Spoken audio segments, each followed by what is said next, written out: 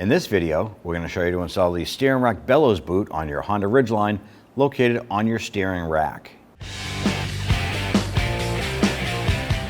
Using a 22mm socket, you can loosen and remove your lug nuts.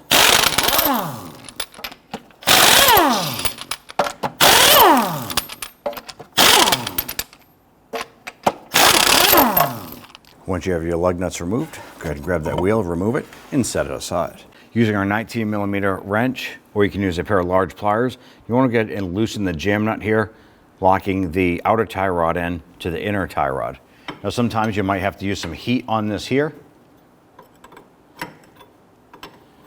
depending if it's all rusted or not. And what we're going to do is back this down several threads.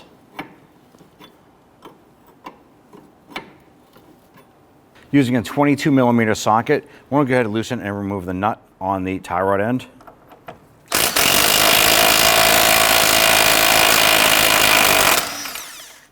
Now what we're going to do is I'm going to use my 2.5-pound sledge, and I'm going to strike the knuckle right here. Hopefully that will release our tie rod end. I'm also going to use a pry bar going from our sway bar up to the outer tie rod, and we're going to whack this to try and lift that up and out as it releases.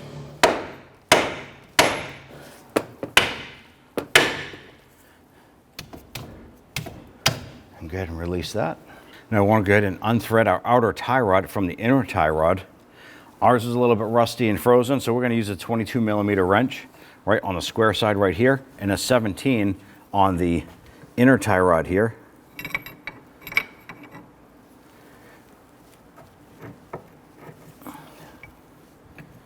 I'm just trying to break this free.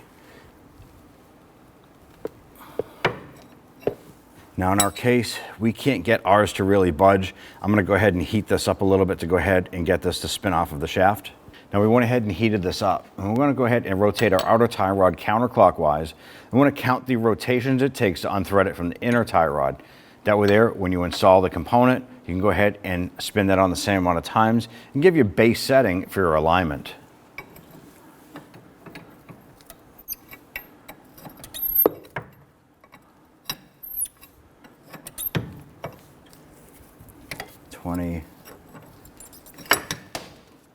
We use our 17mm and our 19mm socket and remove the jam nut.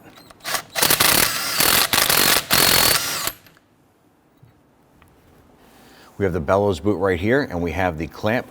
We're simply going to use a pair of pliers. I'm going to pinch that clamp and slide that off. Now the next thing I'm going to do is I'm going to use this tool here. It's a screwdriver, simple, but I actually put a notch in the middle here, and there's a purpose for this here. Now we're going to use this tool to go ahead and remove the inboard clamp. There's a metal band clamp on the inside here, and on that there's a little pinch point where the clamp is secured. Well, that's where this tool comes in handy, what actually locks into that, and then we'll tap that with the hammer, and we're going to literally just knock that clamp right off.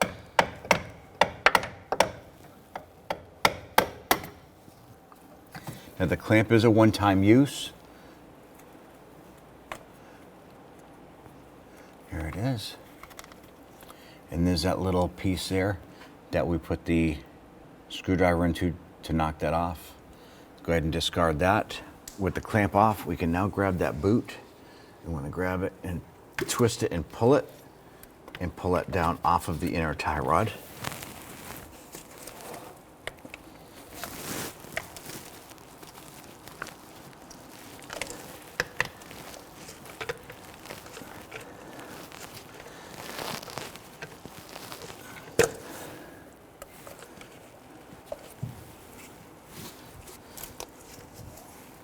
Install your bellows boot.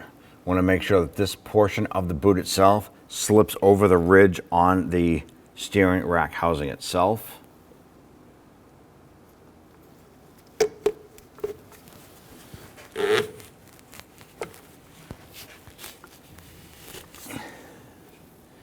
What you may want to do, it might be beneficial to go ahead and turn the steering wheel to the right. That'll pull this portion of the inner tie rod further in. It'll make it easier to install the boot.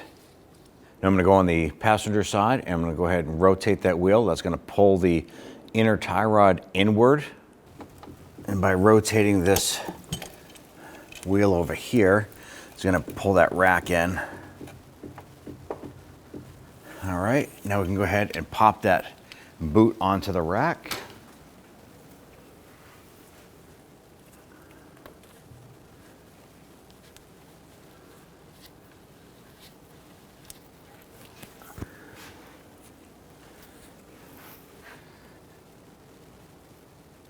Feel around the edge, make sure it's fully seated, and it is. Next thing we're going to do, we're going to take the supplied tie strap here, and we're going to start it. And we're going to slide this over the boot, and we're going to install the band onto the inner portion of the boot, right where the old metal band used to be. So basically replacing the metal band for this tie strap. Now that we have it in place, I'm going to use a pair of pliers to go ahead and make sure that it's good and tight. And then we'll just snip off the excess.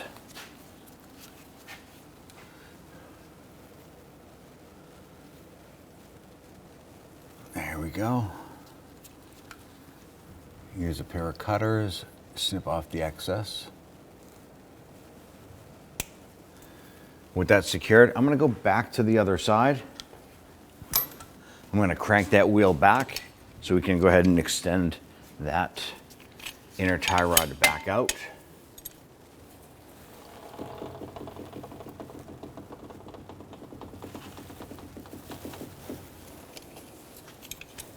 On the outer portion here, we're going to use a other supplied tie strap.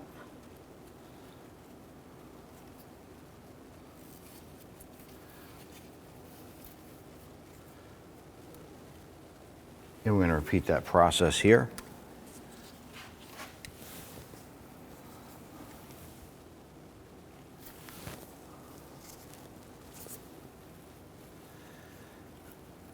Make sure it's snug. Go ahead and cut off the excess. I'm going to put a little bit of anti-seize compound on the threads here. Thread on our jam nut.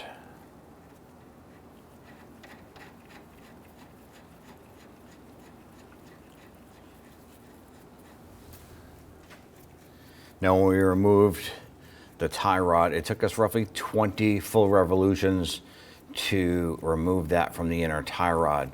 So we're going to thread that back on 20 revolutions. Now this is going to give us a preliminary setting for our alignment. You will have to have an alignment performed after this job is done to make sure that you prevent premature tire wear or component wear. All right, it just caught one. Now if you can't get your tie rod end here to bend out a little bit to fit in here straight, you can go ahead and pop the nut back on. So what we're going to do is thread that nut on and use a socket here. Just kind of pull that a little bit.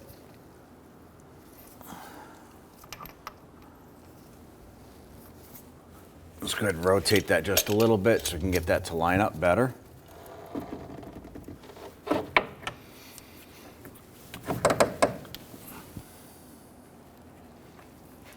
Go ahead and thread on that tie rod nut. Let's go ahead and snug that down. Now the one thing you do want to pay attention to, this is a castle nut, so it has notches in it. Now there's a reason for this here. The ball joint stud itself has a hole in it for a cotter pin. So that means that you're going to have to line up one of these notches with the hole. So identify where the hole is on the stud, get this started, and then when we tighten and torque this down, you need to pay attention to where that hole is so we can go ahead and put that cotter pin through.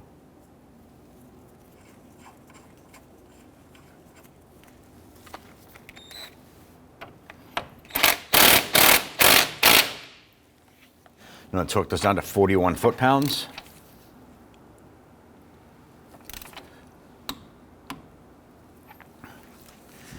Now once that's torqued, you want to line up the notch with the hole And if it's not lining up, if you can't put the cotter pin through, you want to continue to tighten this until the next notch lines up with the hole. Never back this nut off to line up that cotter pin.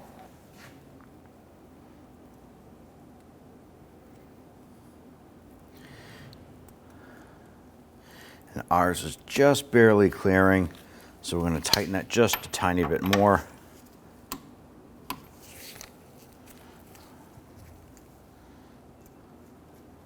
There it is, it's going through.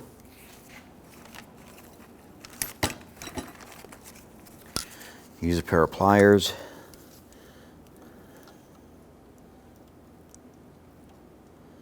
And grab one of the legs of that cotter pin, bring that back and through. Tap that up and use our cutters to cut off the back leg there. Go ahead and discard that. Now you want to go ahead and tighten down your jam nut. Now if you have the ability to do so, you want to go ahead and torque this to 33 foot-pounds. If not, just make sure it's good and snug. So you can see that the tie rod is spinning. Tighten that. Now what we're going to do is you want to go ahead and level off the tie rod here. I'm simply going to grab a pair of pliers and grab this and rotate this down so that it's level.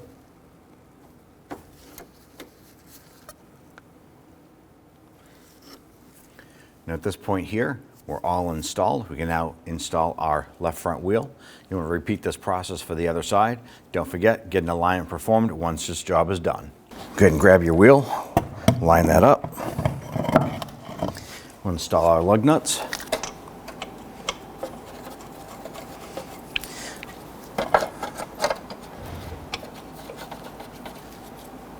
Once we have all of these started, we'll go ahead and snug those down.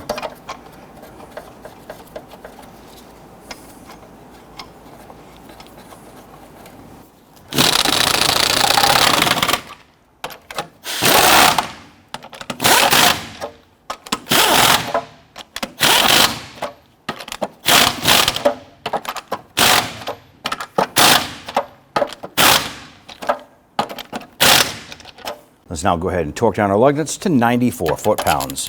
When doing this, you want to do it in a crisscross or star pattern.